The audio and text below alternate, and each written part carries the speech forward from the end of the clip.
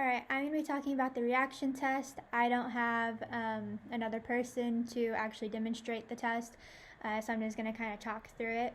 So the Nelson Choice Response Movement Test is the first of two of the reaction tests within this section. I would instruct someone to obviously stand in the center of the three parallel lines, each of which are 21 feet apart. You would have a stopwatch, and you would signal to them to either go left or right, whichever you choose. And that is when time begins. Once the person crosses the line, then the time stops.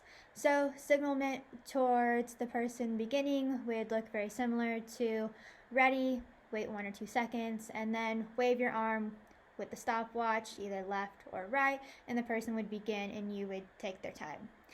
The four-way is actually very similar, except instead of having three parallel lines, instead the setup is more like a box.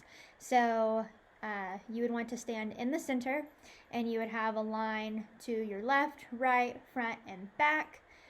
These four lines are 15 feet away from the center rather than the 21 feet, like the Nelson Choice test.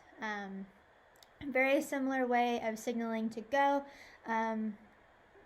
You would hold the stopwatch in front of you, say ready, wait 1 or 2 seconds, and then wave your arm left, right, forward, or back, and that would give the signal as to which way to move.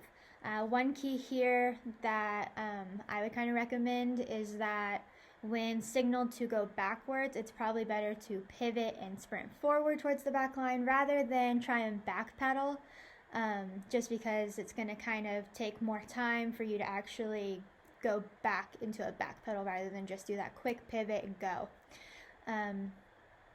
Overall, it's the same thing. Time stops once the client passes the line.